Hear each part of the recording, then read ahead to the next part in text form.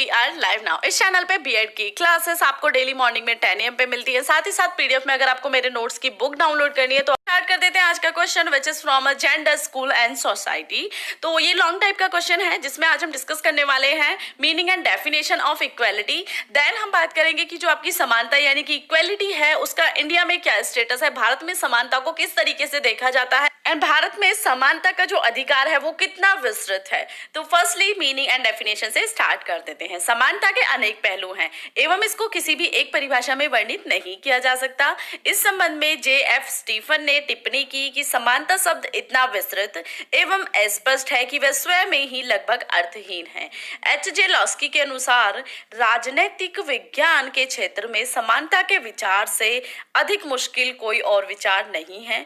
विस्तृत रूप से समानता एक समान स्तरीय प्रक्रिया है तथा यह प्रत्येक व्यक्ति को पूर्ण विकास के लिए पर्याप्त अवसर उपलब्ध कराने से संबंधित होती है। यानी कि स्टीफन ने इसके लिए कहा था कि जो समानता वर्ड है उसको आप एक एग्जैक्टली मीनिंग के रूप में नहीं ले सकते हो। समानता अपने आप में काफी ज्यादा है अगर उसकी आप डिटेल में जाते हो, साथ ही साथ अस्पष्ट भी है। यानी कि किस चीज की समानता, कैसी समानता, वो एक स्पष्ट होगी तो उसके बारे में आप डिटेल में लिख सकते हो। बट जहां आपको यही नहीं पता कि समानता किस बारे में, तो वो ऑलरेडी खुद में ही अर्थहीन है। ये कहना था J.F. स्टीफन का। Then H.J. लॉस्की ने इसके लिए कहा था कि राजनीतिक विज्ञान में क्या है कि अवसर आते हैं, मुश्किलें होती है, बट विचार उसके अकॉर्डिंग नहीं होते। विस्तृत रूप से समानता एक समान स्तरीय प्रक्रिया है। समानता को अगर हम एग्जैक्टली एक नॉर्मल मीनिंग से लेते हैं तो वो है कि सबके लिए समान अधिकार। वो किसी भी चीज में हो सकता है, किसी भी वर्ग में हो सकता है, आपकी लाइफस्टाइल में हो सकता है, आपकी जॉब में हो सकता है। यानी कि समानता का अधिकार, उसका मीनिंग हम इस तरह से ले सकते हैं। देन सभी व्यक्ति समान पैदा नहीं होते एवं संपूर्ण समानता कभी भी प्राप्त नहीं की जा सकती। अतः वास्तविकता यह है कि प्रकृति ने प्रत्येक व्यक्ति को बनाया है। कोई भी दो व्यक्ति भले ही वो जुड़वा ही क्यों ना हो यथार्थ समान नहीं होते। अतः निसंदेह सभी व्यक्ति क्षमता, ठीक है, यानी कि सभी व्यक्ति की क्षमता, उसकी जो आत्मा होती है, शिष्टता होती है, जो विचार शक्ति होती है और जो संपन्नता होती है वो समान नहीं होते हैं। तो अगर हम समानता की बात करते हैं तो उसके बारे में हम ये भी देखेंगे कोई भी दो व्यक्ति समान नहीं होते। तो किसी के लिए हम कंप्लीटली समानता का वर्क नहीं ले सकते, समानता का अर्थ नहीं ले सकते। दो जुड़वा ही लोग क्यों ना हो उनमें निश्चित रूप से कोई ना कोई भिन्नता पाई जाती है। वो उनकी चाहे विचार शक्ति में हो, उनकी आत्मा में हो, उनकी जो शिष्टता होती है, उनकी थिंकिंग पावर अलग होती है, mentality person to person depend करती है कि वो अलग अलग होती है, बनावट अलग अलग होती है। अगर दो जुड़वा बच्चों को आप देखोगे वो सेम टू सेम, आप कह सकते हो कि सेम टू सेम है, बट उनमें कहीं ना कहीं कोई भिन्नता जरूर होती है। तो इसलिए समानता का हम अर्थ उस चीज से भी नहीं ले सकते हैं।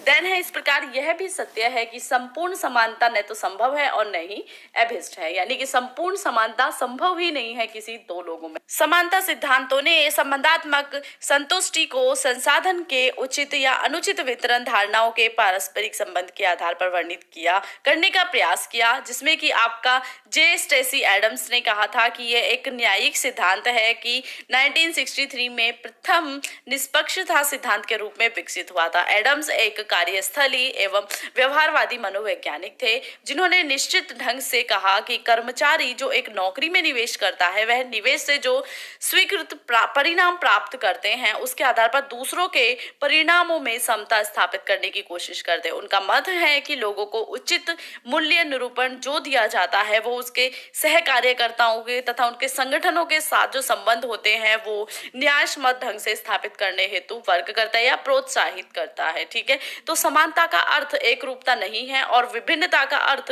असमानता नहीं होता है। यानी कि अगर कहीं समानता आ गया तो कहीं ना कहीं हमारी मेंटेलिटी रहती है कि समानता मतलब सब कुछ सेम, बट ऐसा नहीं है। और अगर कहीं विभिन्नता आ गया तो उसका मतलब ये भी नहीं है कि सब कुछ असमान ही होगा। क्लियर? अब देख लेते हैं कि समानता के प्रकार यानी कि टाइप्स ऑफ इक्वालिटीज। तो इसमें है राष्ट्रीय आधारित समानता निम्न प्रकार की होती है। फर्स्ट वन इज स्वाभाविक। ठीक है, एंड स्वाभाविक में हम अगर उसकी डेफिनेशन लेते हैं तो मानवीयता के आधार पर प्रत्येक व्यक्ति समान है। यानी कि ह्यूमैनिटी कहीं ना कहीं पर्सन में डिपेंड करती है। आज के टाइम में हालांकि वो मे भी आपको देखने के लिए ना मिले कुछ लोगों में, बट कहीं ना कहीं स्वाभाविक होती है ह्यूमैनिटी होना। ठीक है, सेकंड आपके जो इक्वालिटी के प्रकार में आ जाता है वो आता है राजनीतिक। राजनीतिक की अगर हम बात करते हैं तो स्वतंत्र एवं निष्पक्ष चुनाव होते हैं। सेकंड इज सार्वभौमिक मताधिकार होता है एंड थर्ड होता है चुनाव लड़ने एवं ऑफिसों पर समान नियमन होता है। ठीक है, तो ये भी आपका एक समानता के अधिकार के टाइप्स में आ गया। देन है सामाजिक, ठीक है। तो सामाजिक में फर्स्टली तो आपकी जेंडर्स में विभिन्नताएं होती हैं, गर्ल्स एंड बॉयज। देन होता है किसी भी आधार पर कोई मतभेद नहीं किया जाता, यानी कि अलग अलग देखा जाता है जेंडर को कि ये गर्ल्स है ये बॉयज है, बट उन्हें कहीं ना कहीं कोशिश की जा रही है कि समानता का अधिकार दिया जाए।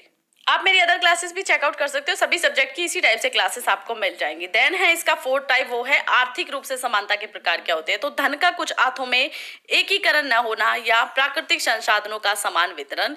लास्ट है आपका विधिक, तो इसमें आपके कानून के समक्ष समानता आ जाती है। सेकंड आ जाता है प्रत्येक पर समान कानूनों का लाभ होना। एंड थर्ड है आपका कानून के प्रायोगिक आधार पर कोई भेदभाव नहीं होना। क्लियर हुआ समानता का और असमानता का, मेनली आपको मीनिंग समझ आना चाहिए। जो आपका जेंडर वाला सब्जेक्ट है ये मोस्ट इंपॉर्टेंट है, प्लस आपको कुछ सीखने के लिए भी मिलता है। आगे अगर आप जाते हो तो आप टेस्ट क्लियर करते हो, स्पेशली अगर मैं बात करती हूँ सीटेट की, तो वहाँ ये चीजें इंपॉर्टेंट होती हैं आपके लिए।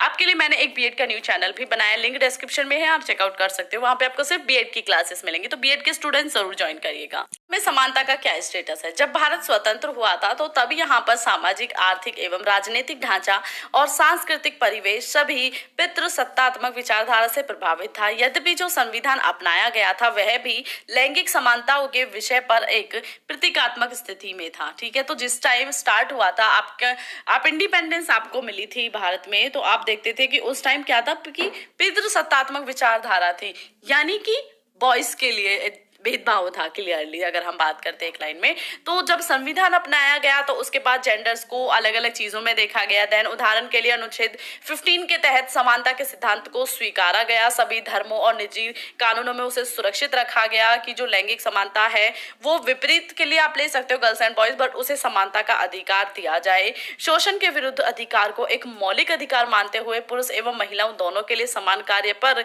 समान वेतन हेतु एक कानून अपनाने से बचा गया। जबकि आपको करना था कि जॉब चाहे गर्ल्स करे या बॉयज करे, किसी पोस्ट पे गर्ल हो या बॉय हो, पेमेंट आपकी इतनी होनी चाहिए, वेतन आपका इतना होना चाहिए, वर्क आपका इतना ही होना चाहिए। बट ये चीजें देखने के लिए उस टाइम पे बिल्कुल भी नहीं मिलती थी। कोशिश जरूर की गई आज के टाइम में, और उस टाइम में डेवलपमेंट हुआ है, यस, काफी ज्यादा जो आपके जेंडर को लेकर भेदभाव होता है वो एंड हुआ है, बट अभी भी आपको वो भेदभाव हर जगह देखने के लिए मिल जाएगा। मैंने इस पे ऑलरेडी एक क्लास अपलोड की थी, अगर आपने नहीं देखी है तो वीडियो के डिस्क्रिप्शन में है, आप चेकआउट कर सकते हो। प्लेलिस्ट आपको मिल जाएंगी बीएड की क्लासेस की, वहां आप चेकआउट कर सकते हो, ठीक है।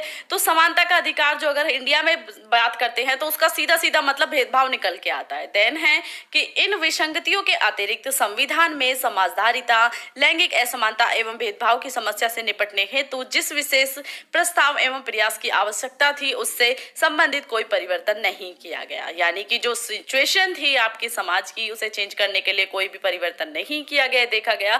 यद्यपि यह अनुच्छेद जो आपका 15(3) था में शामिल किया गया था कि जिसमें महिलाओं एवं बच्चों की विशेष श्रेणी बनाई गई थी ताकि विशेष प्रावधान बनाए जा सके। वास्तव में ये सामान्य प्रावधान हिंदू नियमावली, विधेयक एवं वचनबद्धता और नेहरू जैसे नेताओं द्वारा महिला अधिकारों संबंधी घोषणाओं आदि में पारित किया था। इनको महिलाओं के स्वतंत्रता प्राप्ति के निर्धारण के एक आशावाद एवं मिथक बना दिया गया था। यानी कि नेहरू ने एंड आपके जो हिंदू धर्म के नियामक थे उन्होंने ये प्रकार जरूर बनाया था, प्रणाली जरूर बनाई थी कि आपकी जो गर्ल्स हैं एंड उनके जो बच्चे हैं सभी के लिए एक अलग पारित किया जाए, कानून पारित किया जाए, उन्हें एक सेफ्टी दी जाए, उन्हें समानता का अधिकार दिया जाए। बट वो चीजें उस टाइम पे पारित नहीं की गई थी और वो देखने के लिए उतने हद तक नहीं मिला था, तो भेदभाव कहीं ना कहीं आपको मिलता गया था। देन है कि आपके जो परिवेश में परिवर्तन होते हैं पुरुष एवं महिलाओं के प्रति रूढ़िवादिता, छवि और भूमिका आधारित जो चेंजेस किए जाते हैं, लाइक ये काम सिर्फ गर्ल्स करेंगी या ये काम सिर्फ बॉयज करेंगे, ऐसा तो नहीं होता गर्ल्स करेंगे, मेनली होता है ये काम सिर्फ बॉयज करेंगे, या इतना होता है कि घर के काम है तो उसे सिर्फ गर्ल्स करेंगे, तो वो कहीं ना कहीं भेदभाव होता है जिसे चेंज करने की बात हम लोग करते हैं। अगर हम देखते हैं कि जो आधुनिक भारत है वो लोकतांत्रिक है ना, जिसकी हम बात करते हैं, धर्मनिरपेक्षता आपको देखने के लिए मिलती है, तो चेंजेस किए गए हैं टाइम टू टाइम, समाज ने कानून बनाए गए हैं, समाज में भी चेंज हुआ है, थिंकिंग चेंज हुई है, वो चाहे गर्ल्स की स्टडी से रिलेटेड हो, उनकी जॉब से रिलेटेड हो, तो वो चीजें चेंज हैं। बट यस अभी उनमें काफी हद तक चेंज होना बाकी है। रूल्स बनाए गए हैं बट उन रूल्स को फॉलो करना अभी बाकी है। सो भारत में समानता के अधिकार पे यही है कि आज भी वही रूढ़िवादिता कहीं ना कहीं आपको देखने के लिए मिल जाती है। अगर आप वो शहरों में भी देख सकते हो, आप वो गाँवों में भी देख सकते हो, अपने आसपास देख सकते हो, तो चारों तरफ आपको कहीं ना कहीं महिलाओं और आपके जो पुरुष होते हैं उनमें डिफरेंस देखने के लिए मिल जाता है। है उनमें बायस देखने के लिए मिल जाता है, वो आपकी जॉब के लेके हो, वो आपकी आर्थिक तरीके से हो, वो आपके काम करने से रिलेटेड। आई होप आपको आज की वीडियो बहुत अच्छी लगी और आप लोग के लिए यूजफुल हो। मेरी अगर वीडियोस को देखना चाहते हो तो प्लीज प्लेलिस्ट को चेक कीजिए। वीडियोस अगर अच्छी लगती है तो लाइक कीजिए, शेयर कीजिए, सब्सक्राइब कीजिए मेरे चैनल को। Thank you for watching.